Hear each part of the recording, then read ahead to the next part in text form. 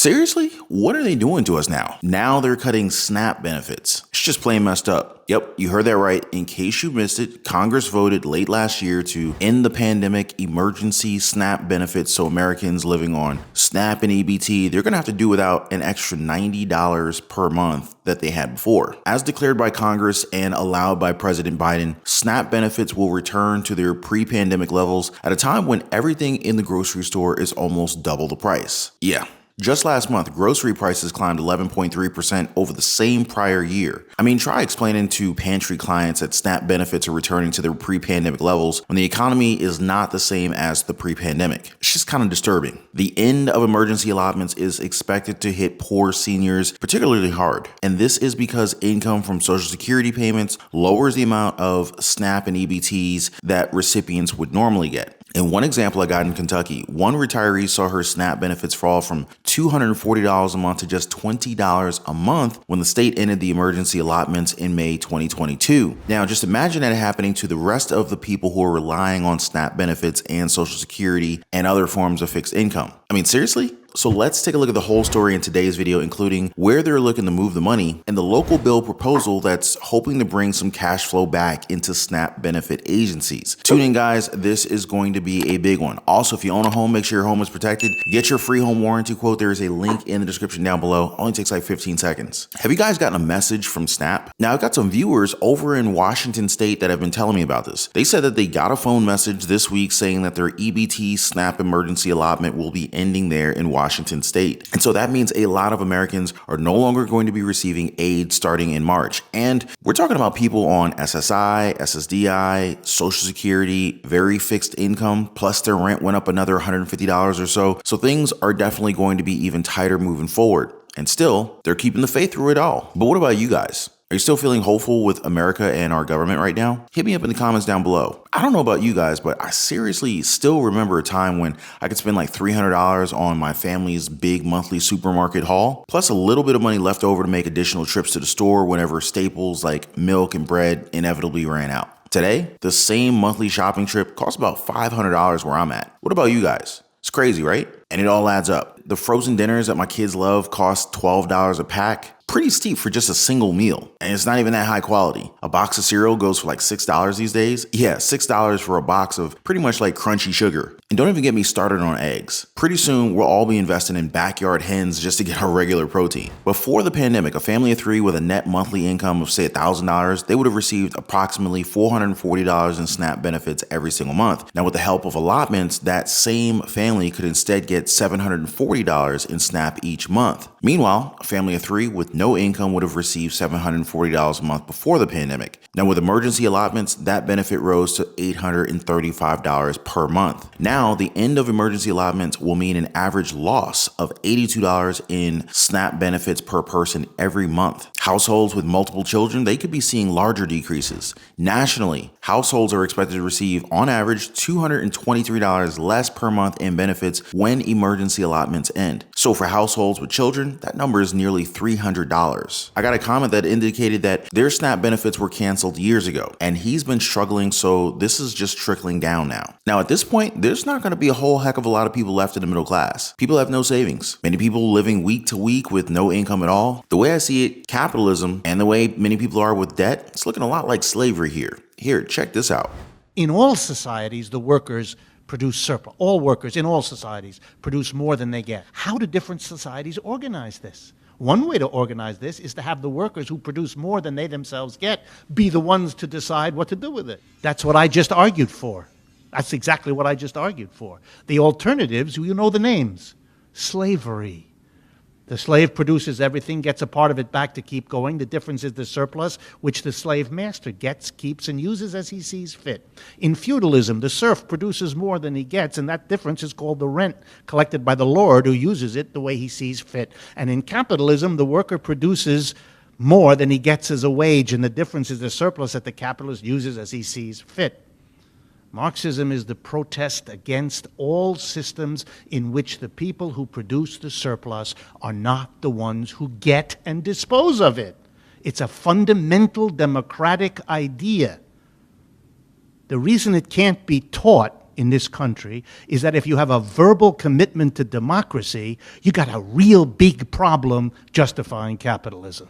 Definitely making some sense there, but let me know if you guys agree. And now they're taking away yet another lifeline from Americans, the emergency SNAP benefits. It's not just the recipients that this is going to affect, but the whole communities. As experts point out, SNAP benefits, they help keep the local grocery store in business. It's helping to support the farmers who are growing the food that is being sold at the farmers markets. The loss of SNAP benefits hurts all of us because it contributes to economic slowdown, end quote. Yeah, a lot of people aren't looking at it from a business standpoint. Just think of all of the grocers and businesses that accept and receive SNAP benefits from their customers. So yeah, even the mom and pop stores, entrepreneurs, not just the recipients of the SNAP benefits, but those who receive or accept it as a form of payment will be hit. I mean, a little heads up from Congress and a longer transition period would have definitely helped out, so that people could at least try to gradually adjust their spending habits and prepare for their benefits to get cut. And it's not like inflation's slowing down a whole lot. Rising costs means more people need food assistance, while simultaneously making food assistance more expensive for food pantries to provide. Eggs, they were once a very affordable protein. Not so much anymore. Just look at over a dozen states, including Florida, Arizona, Tennessee. They have already ended emergency allotments for their residents. In these states, people are facing increased level of food insecurity. And in case you were wondering, food insecurity translates to people and children skipping meals,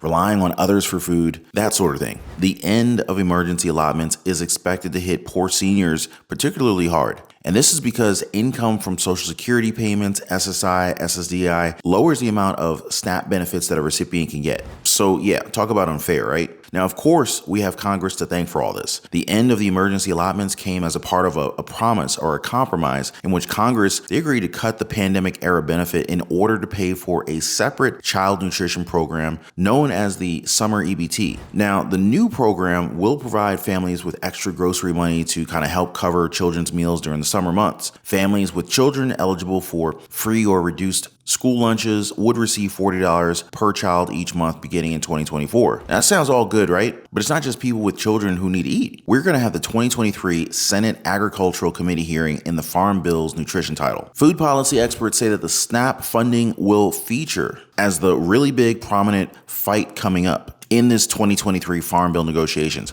Now, according to senior member Representative Jim McGovern, the Farm Bill is a big deal. If it goes the wrong way, you could see increased hunger and nutritional insecurity dramatically, and that would be a very horrific outcome here, end quote. McGovern is already drawing the line in the sand for SNAP, saying that, quote, "I'll tell you this, if the Farm Bill screws with SNAP in a way that disadvantages people who need the benefit, I will do everything I can to make sure we don't get a farm bill," end quote. Meanwhile, 5 House Representatives, Matt Yates, Ralph Norman, Andy Biggs, Dan Bishop, and Lauren Boebert. Yeah, Lauren Boebert. They all sent a letter to President Biden urging him to issue tighter SNAP work requirements in advance of the coming debt limit fight. The SNAP program requires able-bodied adults to work or participate in a work or a training program at least 20 hours per week. Otherwise, recipients are limited to 3 months of benefits every 3 years. This was a prerequisite that was suspended by Congress during the pandemic, but it will return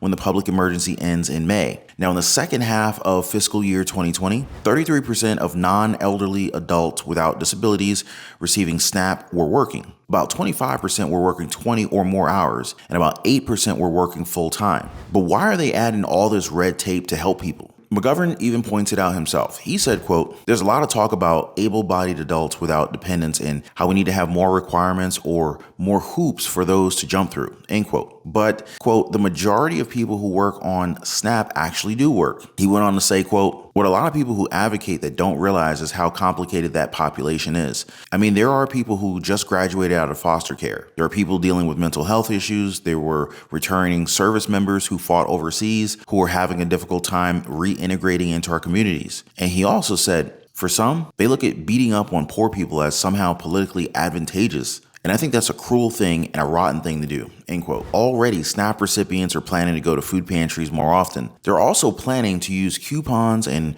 cook with more frozen food. In general, they expect to see benefits decrease by several $100s a month, especially if they have children moving out, coinciding with the end of the emergency SNAP allotment. Different food pantries all report the exact same thing. People lined up for hours just to get some meat and fish. And as they pointed out, most people who come to the food pantry are on SNA. That includes people who are working. Food pantry organizers are already expecting the end of the emergency allotments to increase demand for the pantry services, and they're worried that they might have to limit how often people are able to visit. And I'm really praying that we don't have to get to that point, because I know a lot of these people count on these pantries. I mean, am I right, guys? Just as shoppers are struggling with prices at the supermarket, pantries know that their dollar doesn't quite stretch as far as it used to. So make sure you know all of your options, guys. Some families with children under age 5 or pregnant or postpartum women may be eligible for this special supplemental nutrition program for women, infants, and children, also known as WIC. So the program is incredibly underutilized in some places. People can also rely on food pantries. States usually have a map of food pantries accessible online. SNAP benefits can be doubled in some establishments and farmers markets. So one example, in Champaign-Urbana, Illinois, shoppers are given tokens for the amount swiped for their Link EBT card. Some markets triple the swipe, and these tokens can be used at the market. Other programs to help include free breakfast and lunch programs. Now, on a slightly higher level, Washington state lawmakers, they're proposing House Bill 1784 to alleviate the impacts of that federal funding for SNAP. The next budget cycle does not start until July, so this early action bill would give $28 million to state agencies that help fund food programs 2 months early. The goal is to help offset the loss of emergency federal funding families have been receiving every single month. I like what Democratic Representative Mia Gregson of King County said over here, quote,